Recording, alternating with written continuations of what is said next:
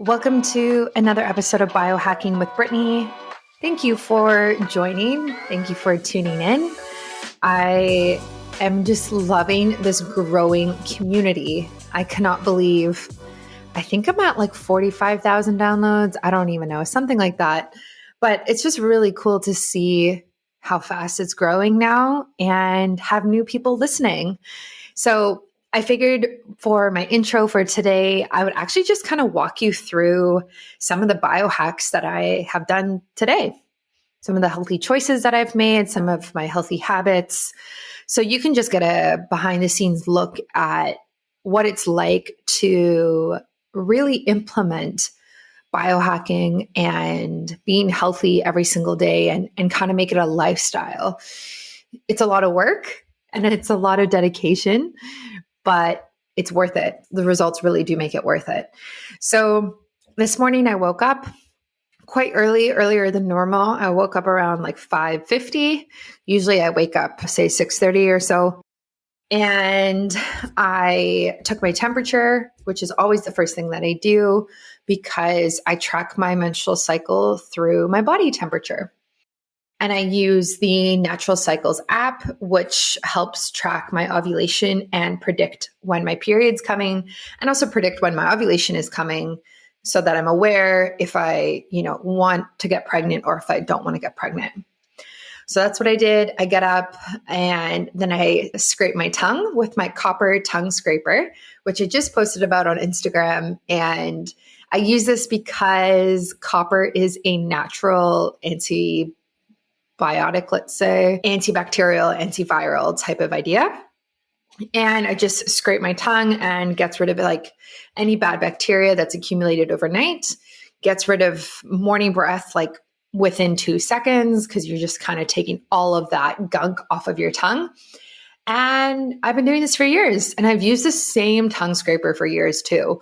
You just wash it right after you use it every single day and it's fine. It's like a piece of metal. And I got mine from Living Libations. Yeah. Am I saying that right? Yeah. It's actually a Canadian company out in Ontario, in Northern Ontario. And yeah, I've been using it and I love it. So that's what I do. And then I got dressed and I actually went to the gym this morning, which is not usually what I do. But I got up, went to the gym and took a decaf coffee with me on the way on my walk there, and also had a bottle of water that was filled with amino acids from Kion, which is like complete amino acids, not just BCAAs, and then also creatine. So I did my workout in kind of a fasted state, let's say, just because there were no calories, but there was definitely some sort of response in the body because I was taking supplements and of course like the decaf coffee as well. And I did a 30-minute HIIT workout on the Stairmaster and then I stretched afterwards, which felt really good. And then, so it was nice to do a fasted workout. I've been running outdoors quite a lot in the morning with Moose lately. But this morning I was like, no, I want to go to the gym. I want to do something different. I want to listen to my own music and not do, like a Peloton outdoor workout, which is what I've been doing. So it was a really nice opportunity to switch things. And then I did some work from the gym and then I came home. And then I dove right into work. At my work right now, I use a stand-up desk, which really helps with posture, neck pain, back pain. And I'm also using, even as I speak right now, I'm about like halfway through the day. So I'm using a red light therapy device on my back. So it's something called Flex Beam. They're not a sponsor or anything like that, but I love this device. And it is a red light therapy device that you can actually attach right to your body, which has kind of been my issue with the other red light devices that I have that just hang from a door or have like a stand. This one straps to your body. So you can put it over your back, you can put it over your ankles, over your knees if you have sore joints. I use it in all sorts of places, but today I'm having a lot of upper back pain. So I'm doing different ways, let's say postures with it on my back. So you might hear it beep and turn off in a few minutes, but that's what I've been using and it's been really helping quite a lot. And so actually, if you do want to try FlexBeam, they are linked on my shop on my website, biohackingbrittany.com. You can just click shop and you'll see it right there. So that's what I'm doing right now. And I did have a cup of coffee with caffeine in it when I came home because I felt like I just needed that extra boost. But I'm really, really trying to move away from caffeine. So that is something that I did. And then I also microdosed with LSD this morning. So this is something new that I'm doing. I'm going to do a full podcast episode on microdosing in general, microdosing with psilocybin, microdosing with LSD. But essentially, I find LSD to be great for productivity, and I find psilocybin to be great for creativity. With psilocybin, it's very much like new ideas come almost like out of nowhere when you're microdosing. Like you just kind of think of new solutions and new ways of, running your business or doing your job or whatever you're tackling that you probably wouldn't have thought of when you weren't microdosing. At least that's what I've found. So that's why I love doing psilocybin.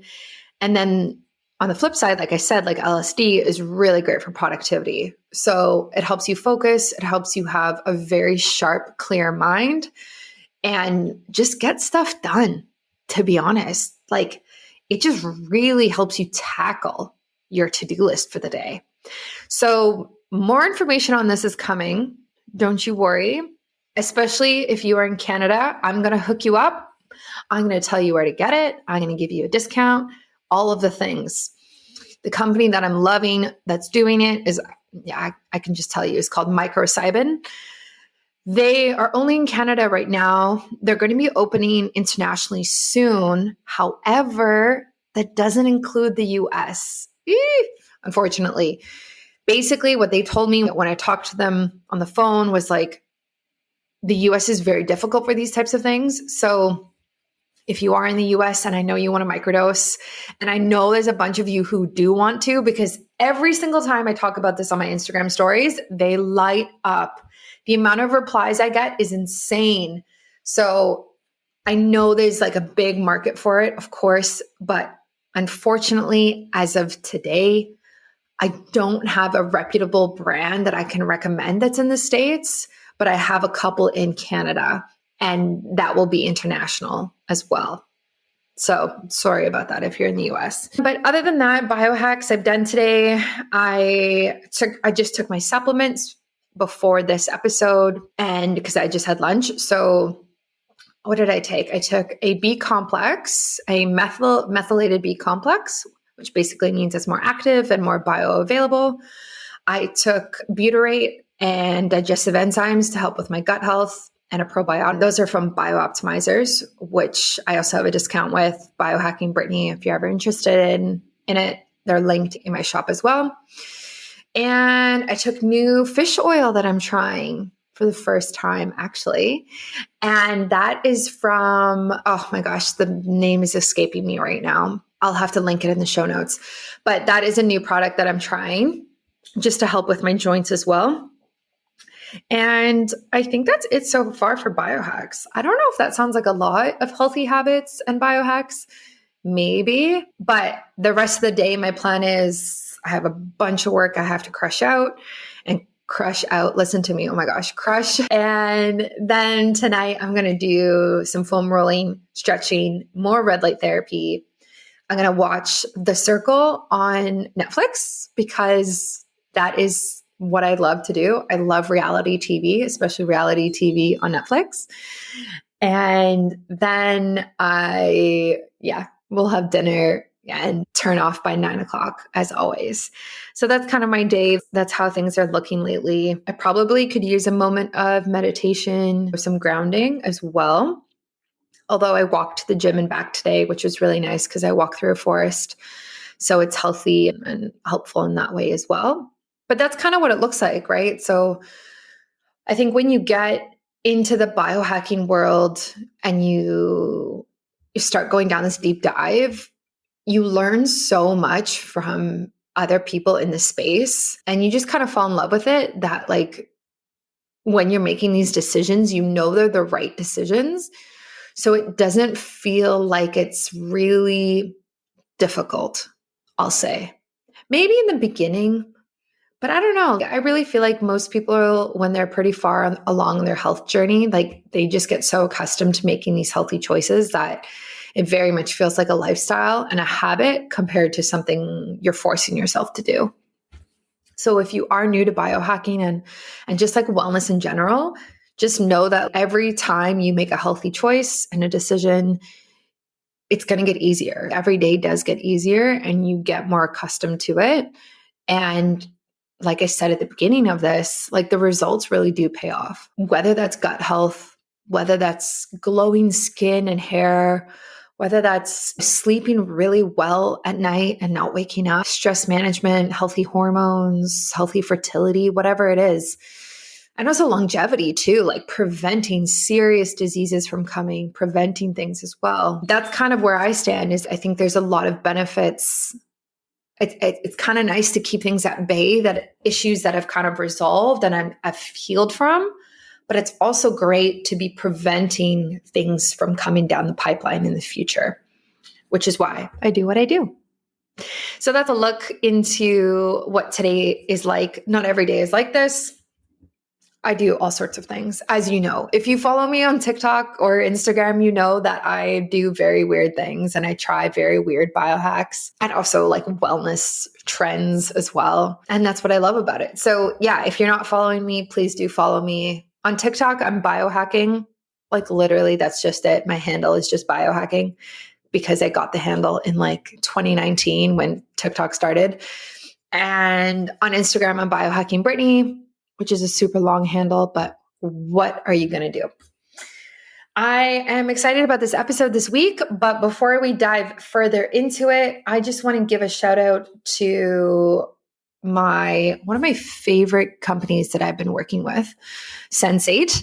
If you are in the biohacking world, you know them for sure, for sure. Sensate is a device that basically hangs from your neck and helps reduce your stress.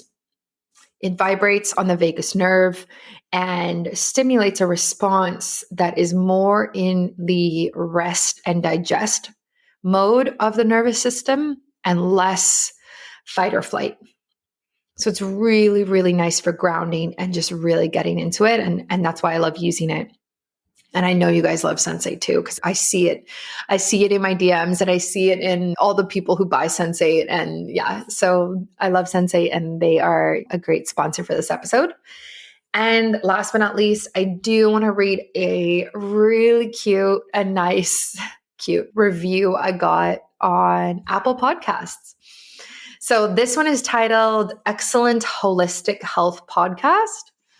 And it says 5 stars. And it says, this podcast is titled With Biohacking, but Brittany covers the gamut of health-related topics from the physical to the metaphysical. Absolutely love her interview style too.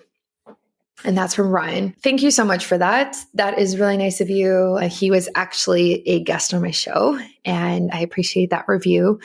And every review helps. I think I say this every week, but every review does help. If you feel inclined to leave one, that would be amazing. I really value the feedback and it helps bring biohacking to the masses. It really does. Like the more reviews you have, the more you get searched and found on iTunes or Apple Podcasts. I keep saying iTunes, but it hasn't been iTunes for a while. Apple Podcasts and Spotify and all these places. So it's honestly easiest done through your phone. Like I found the UI on a computer really difficult to use. So that's why I just suggest people do it right on their phone. And it's really easy. So I would appreciate that so much, and enjoy this episode all about molecular hydrogen, a supplement again that I've been taking on and off for a few years. And I really learned a lot from this one as well. And I know you will too. So thank you so much for listening, and stay tuned for another episode next week. And I'm closely coming up to my 100th episode, and I've been thinking about what I'm going to do for it.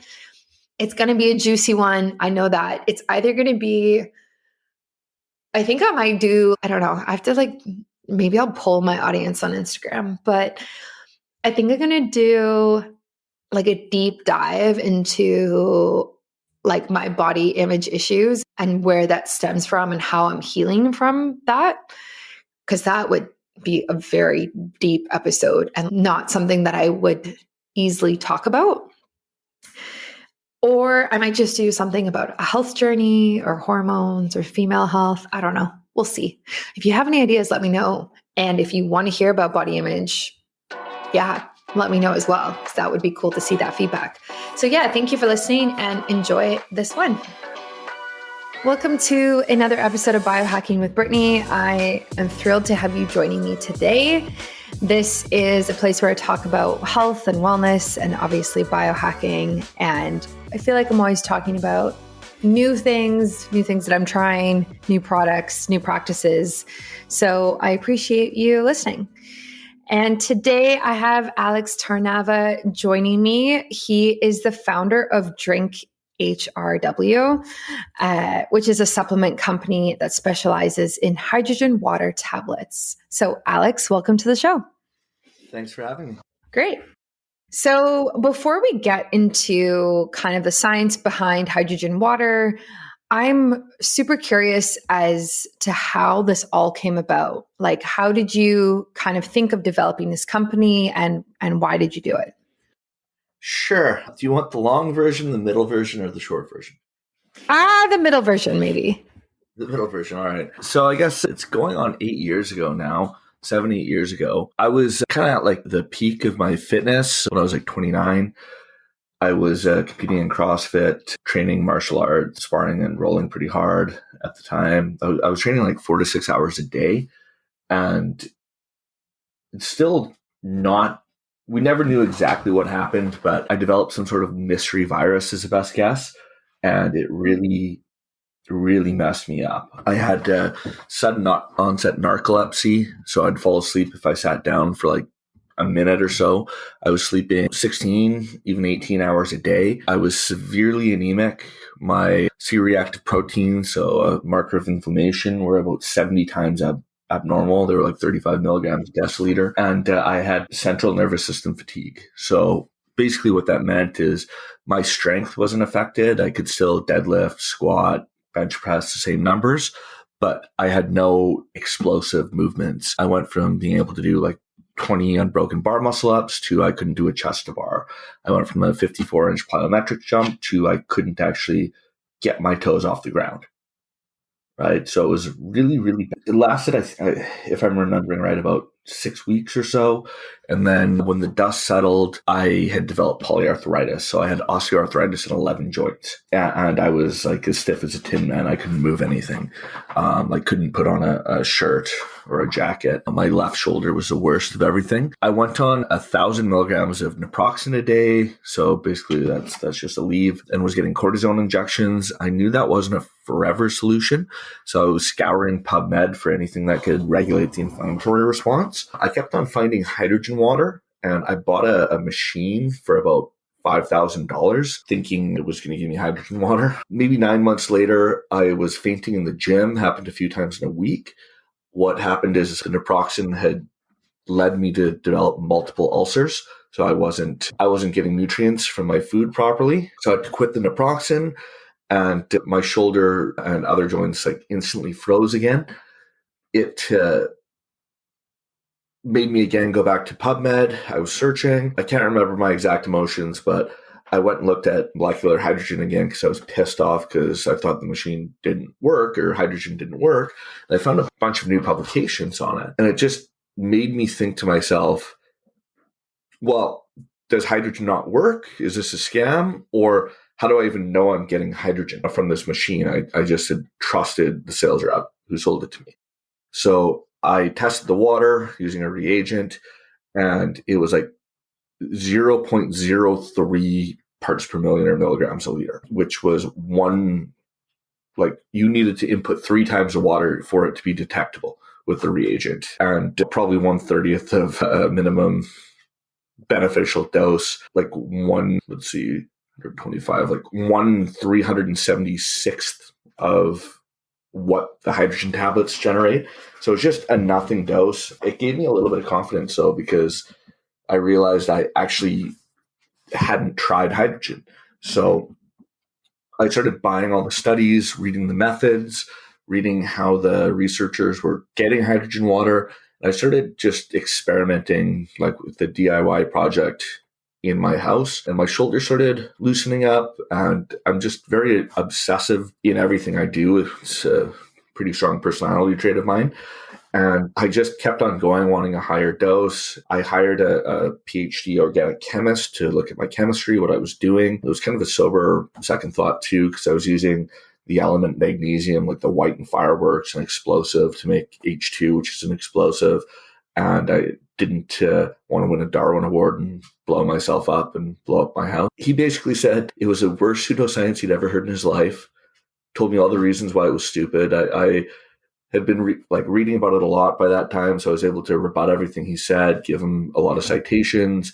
We had a couple more conversations. He said, okay, I'll take a look at what you're doing. And it was just a little bit fortuitous. As he was looking at my chemistry, I sent him a publication relating to what he was working at in his pharmaceutical company.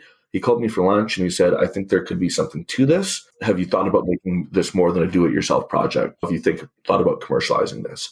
So I was down. We got the chemistry, and the formulation done in a few weeks, then realized it was a new challenge to make millions of them instead of 10 in a mortar and pestle. That was about a year of additional R&D, working like 100 plus hours a week, thousands of iterative adjustments, 15 failed scale-up attempts. But eventually we figured it out, got our first production-ready tablet. I make them for companies all over the world now, license it. I just got my patent actually a few months ago. So it's been an interesting road. Wow. I love that. I love that you saw a problem and you found the solution for yourself. And then you were like, okay, how can I help other people with this same solution? I think that's really cool. Yeah. I mean, I'm not going to lie. Everyone always says, wow, you did a great thing for everyone. And I'm a firm believer that every action is self-motivated, at least originally. But the difference is what you do once you get to a place where you can help others. So I did it for myself, and I did it for my own obsession and my own need. But then once I got there and I realized it was something that I could mass produce, I wanted to do it right. And that's kind of the second phase of my company. We've done everything properly to hold ourselves accountable towards pursuing the truth and towards making sure that we're doing the right thing, being ethical. We're up to 10 published clinical trials, and I believe in open science. So basically what that means is we donate product and sometimes funds to public universities and hospitals that are conducting clinical research. And we don't own the right to the data that they collect, meaning if it doesn't work, they publish it anyways. Right. So that's kind of rare in supplements and pharmaceuticals. Usually the funder has sole right on if they want to publish or not. I don't believe that's ethical. So we're pumping out a lot of good open research. We've put together a scientific advisory board. Kind of the idea behind that is we're launching new products. Everyone has to sign off that it's a good idea and that everything's dosed appropriately. We're also one of only about 4% of ingredients on the US market that has new dietary ingredient status with the US FDA. So we sent everything to the FDA to have them review everything that we're doing, our manufacturing protocols, our safety, everything like that, to make sure that we're a legal, safe supplement. We also have a GRAS status with an expert panel. And then we go above and beyond with other things and just make sure our manufacturers are solid, have all the proper credentials, and then go ahead and get them third-party tested ourselves too, including for things like sports, right? So we're Informed Sports certified, so athletes can take and know that they're not going to have their lives ruined, by something contaminating the product. Right. Yeah, that makes a lot of sense. That's awesome. I love that. So for those who are listening and are hearing kind of this like hydrogen water idea and they have never heard of it and they don't understand it, like how do you explain it to people?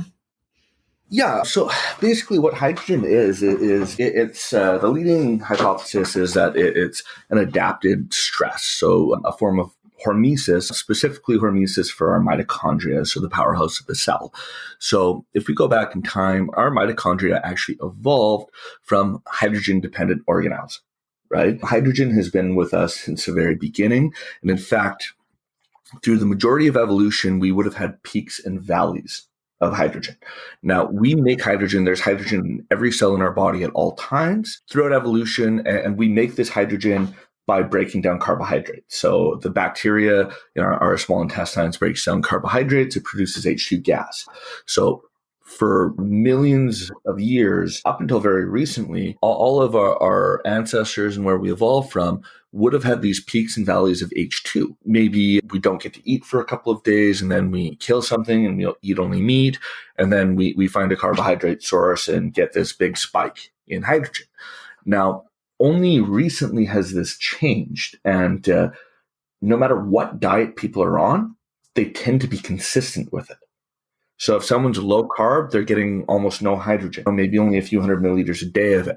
If they're high carb, they're getting maybe 10, 12 liters of hydrogen a day, but they're getting the same amount of H2 every day at a slow trickle as they're eating their food because it's slow to break down.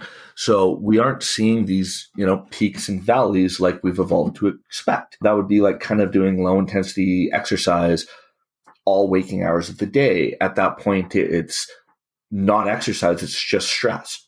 Or being a little bit cold all day long. At that point, it's not cold exposure that's going to lead to thermogenesis and brown adipose tissue activation. It's actually going to do the reverse. It's going to raise inflammation and oxidative stress and lead to more white adipose tissue formation. So we are just discovering we need these peaks and valleys of molecular hydrogen in our cells. So, for instance, high dose therapies like using the hydrogen tablets will significantly spike your cellular concentration just for about 10 minutes. Now, this acute stress to the mitochondria causes a number of changes. So far, we've observed about 10,000 different positive impacts to genetic expression from hydrogen therapy. H2 leads to homeostatic redox. That's kind of the harmony between the beneficial oxidative stressors and our body's production of own antioxidants. It leads to a healthy inflammatory response. So a lot of people think inflammation is bad, and it is, but it's bad when it's too much or too little.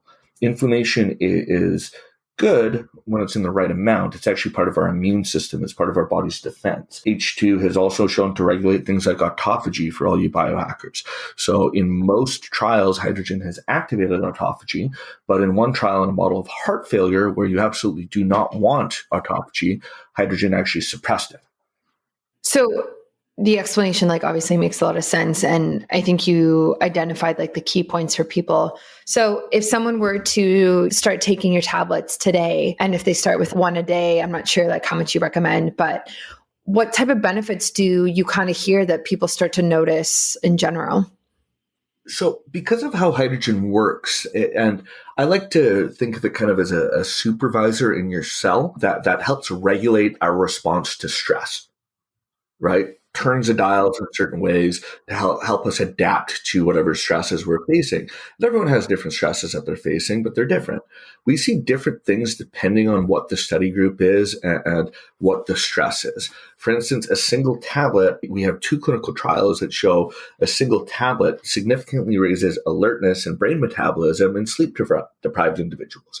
Actually, raised alertness equivalent to caffeine, right, in one trial, and then improved brain metabolism more robustly than caffeine in the second trial we did, right? So a single tablet could help you if you're taking it for a mid-afternoon pick-me-up or after a bad night of sleep. That said, it's going to be very subtle, right? You have to pay attention because hydrogen isn't a stimulant.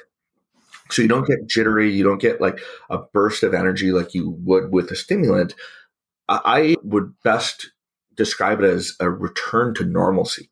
So if you have brain fog, if you're feeling tired, feeling like you don't want to get off the couch and you take your hydrogen water, all of a sudden, maybe 10 minutes later, you just kind of feel okay. And you get up and go about your day. just kind of clears your head and gives you a little bump of normal energy. Now, if say you're suffering with like metabolic issues, we have a couple clinical trials on metabolic related issues, lifestyle induced metabolic stuff. We were effective in, I think it was 18 of 20 measured outcomes in a 6-month trial using 2 tablets a day for metabolic syndrome. So we largely reversed metabolic syndrome in a double-blind placebo-controlled trial with 60 people over 6 months. Same in a 28-day study, double-blind placebo-controlled crossover. We had significant impacts on non-alcoholic fatty liver disease. So both of these are lifestyle-induced issues from poor diet, lack of exercise, stuff like that.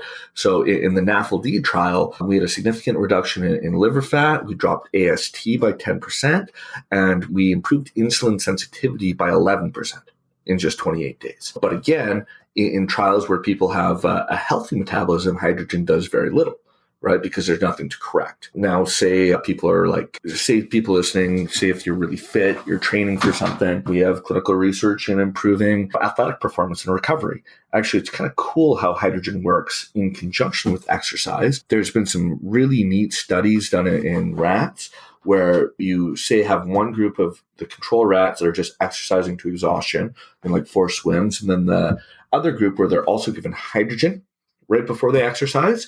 And the hydrogen group will actually see a spike in oxidative stress and inflammation higher than the exercise group. And that's actually how exercise works as a hormetic stress. It spikes the stress, and then your body recovers stronger. So the H2 will spike the acute stress higher, but then recover quicker. So it's like you worked out harder and recovered faster. So there's really interesting stuff like that. Any older listeners, we had really significant results in a trial of 70 plus on biomarkers of aging. We lengthened telomeres pretty significantly. We improved brain metabolism. We improved DNA methylation. There's a marker linked to young blood. If any of the biohackers listening have read the research where you take the blood of a young mouse and put it into an old mouse and it rejuvenates the old mouse. So that's linked to a protein called TET2.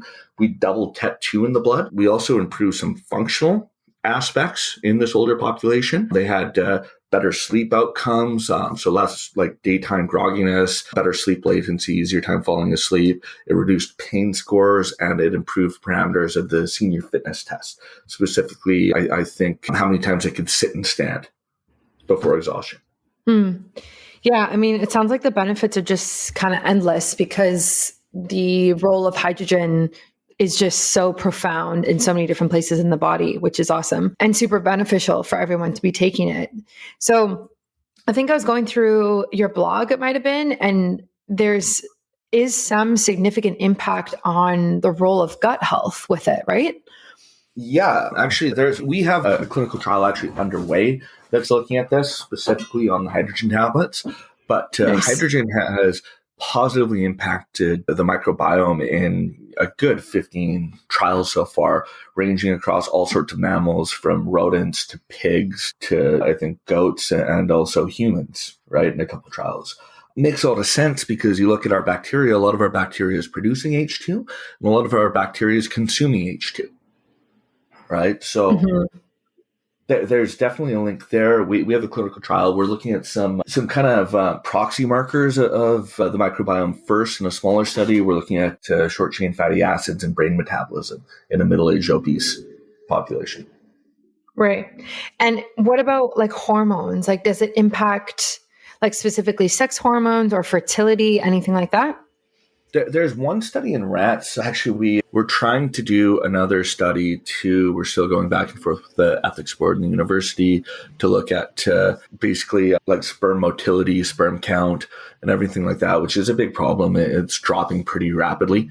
Yeah. Over the last 15 years, men have a lot less sperm. There was a cool study in rats that came out of China a few years ago where hydrogen protected testosterone levels in exhaustive training. Now, we actually see this in humans too. When you look at elite athletes and say Olympic athletes and stuff, sometimes, men in their early 20s that have never done steroids have the testosterone of an 80-year-old man because they're overtraining. They're training too much. They're not allowing that recovery.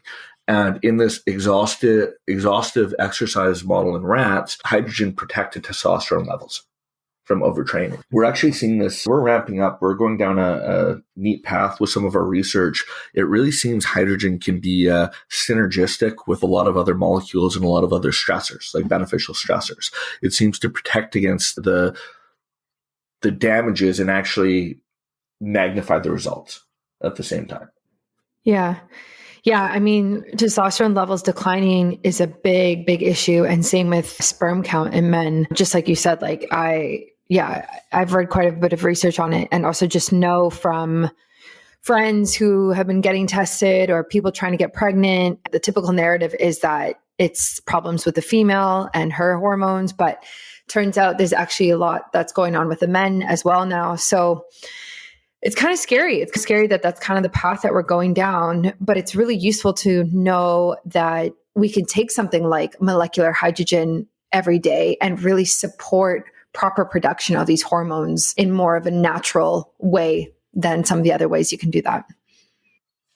Yeah, there's all sorts of things going on. It's actually kind of wild. And I know the data shows that people are having a harder time having kids and stuff, but I just know personally, I know quite a number of couples that, we're have been trying for a year, 2 years with no success. Mm-hmm. And do you recommend that they take your product? I mean, we don't have great evidence on that yet with hydrogen helping that. There's good reasons to believe hydrogen's helped a lot of these things in mice. We don't have the clinical research in humans yet. Like hypothetically, it could help, but that's saying a different thing than like an actual claim that you can make saying, here, we have good clinical evidence that this does work. But hypothetically, it could work. And the safety profile is very high. So hydrogen is incredibly safe. As I mentioned, people that are on a carb-heavy, like Western diet might produce up to 10, 12 liters of H2 gas a day. So the safety is incredibly high. I wouldn't be confident in saying it will work. I'd be confident in saying it could help and it's not going to create harm.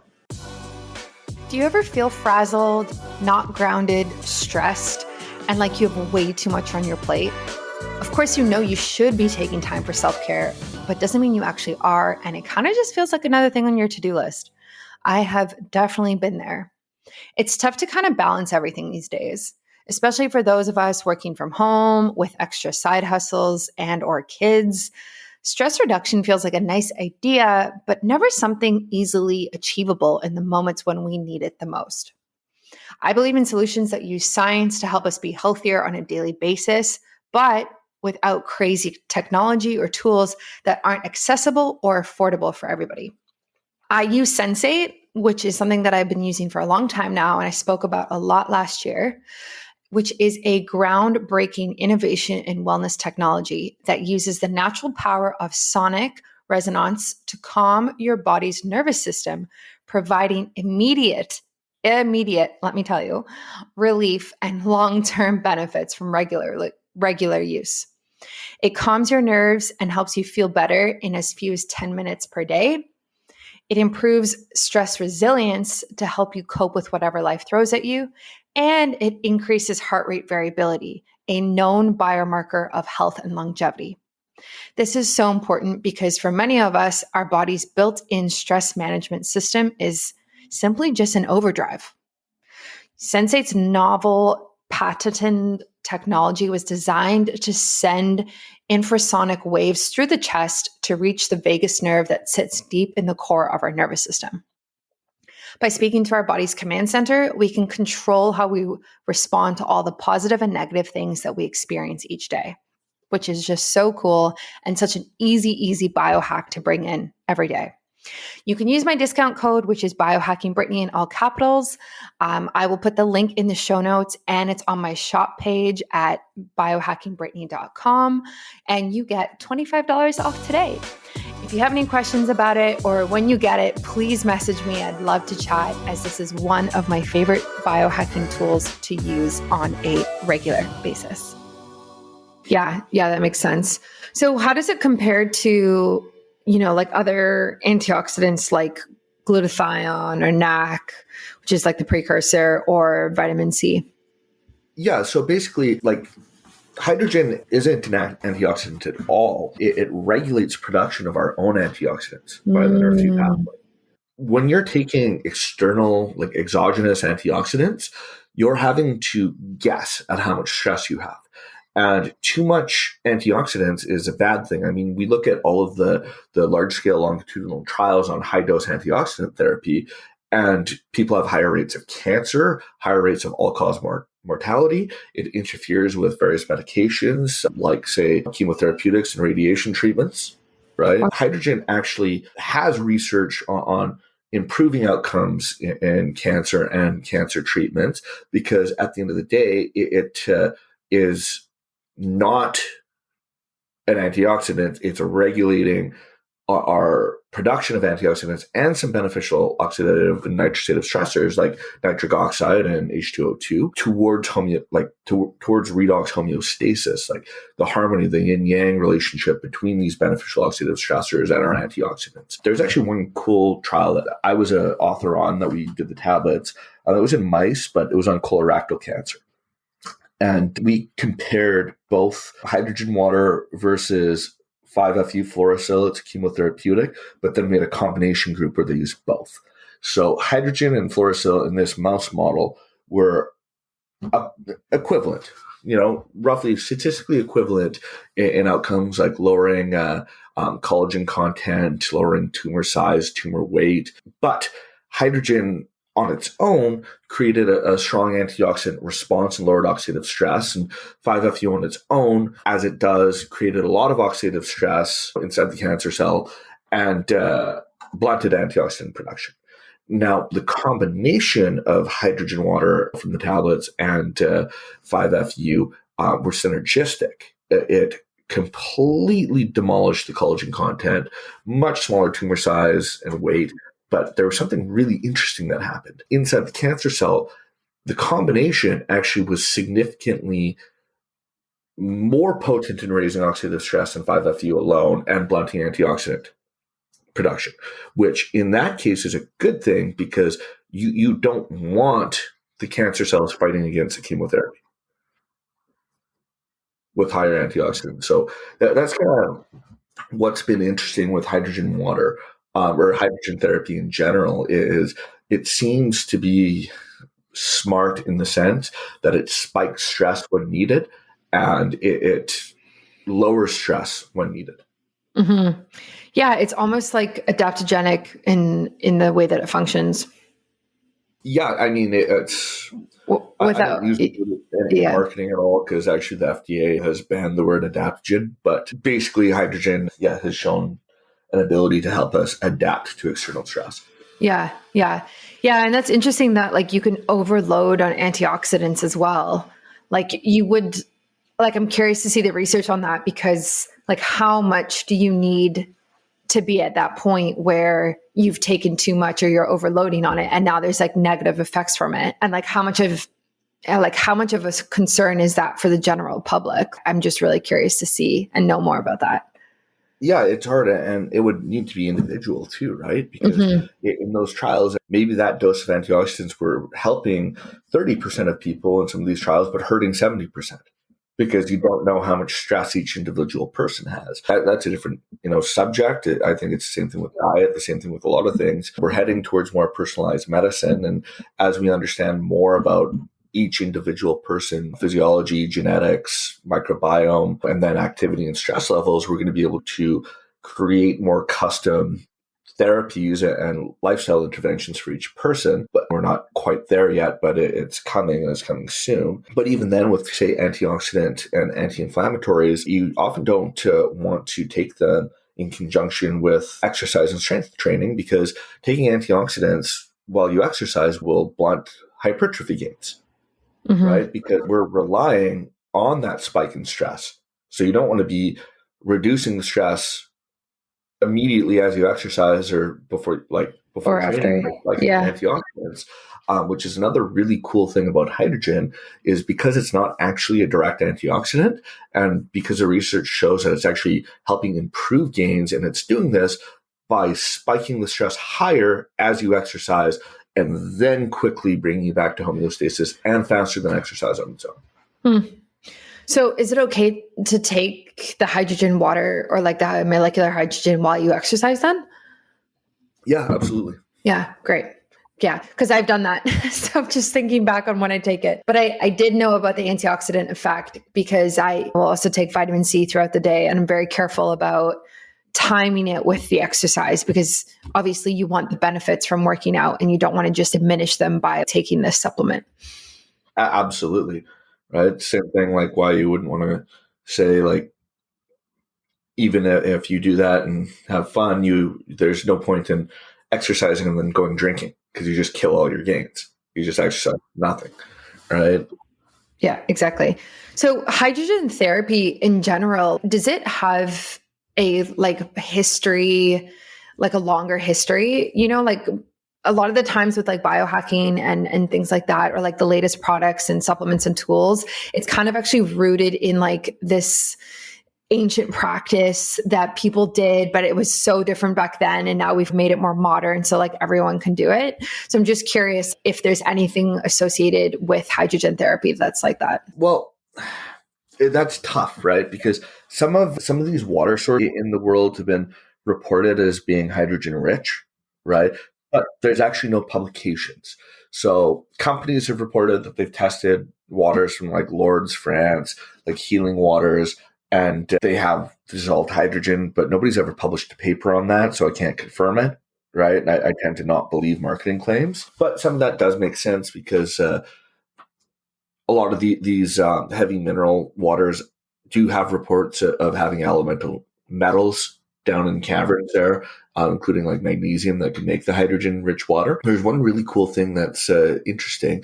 The oldest water we've ever discovered, on the planet, and actually a few sources of super old, like billion-year-old water. The one that was heavily reported was maybe 5 or 6 years ago from the Canadian Shield. So this billion-year-old water had measurable dissolved hydrogen gas in it. Wow. Being created. So again, that can tie into maybe our water used to have H2 in it throughout periods of evolution. But the actual research on it started first in the 70s, and a paper was published in Science on using kind of hyperbaric hydrogen for skin cancer on rats with pretty significant results. But then there was a long pause, and then it started again in Japan in 2007. And in the last 15 years, since the research kicked back up, since a seminal article was published in Nature Medicine, there's been over 2,000 publications and about 140 clinical trials. Yeah, that's crazy. It's just even crazy to think about like water being that old and like the structure of it being so different from our water today. But obviously that makes sense because the planet was different at that point. But just wrapping your head around that idea is like mind-boggling. Yeah, 100%. And there would have been higher rates of hydrogen gas in our atmosphere at the beginning of evolution too. I mean, in a way, hydrogen is what's formed the entire universe and our existence. Yeah. Right? When it's the smallest and first and oldest molecule in the universe, it seemed kind of bizarre that it would play no role. Yeah. Yeah, I agree. I definitely agree. So if people are curious and they want to start trying molecular hydrogen, how can they do so and where can they find it? So basically, I've got a blog at drinkhrw.com. We've got 500,000 words of content on hydrogen and some other topics, and you can find all the products there as well. Perfect. Yeah, I will definitely put that in the show notes and I'll link to it, and I'll link to all of your social media platforms as well. Awesome. Yeah, at Drink HRW on Instagram is where we're the most active, for sure. Great. Well, thank you so much for taking the time. This is great, and I definitely learned a lot. Yeah, thanks again for having me. Thanks for listening to another episode of Biohacking with Brittany. If you're interested in finding the show notes or the sponsors for this episode, you can do so on my website, which is biohackingbrittany.com. Remember to follow me on Instagram, where I'm most active. My handle is @biohackingbrittany. And if you're interested in working together and you want to email me directly, you can do that. My email is info@biohackingbrittany.com. And I look forward to hearing from you and having you tune in next week.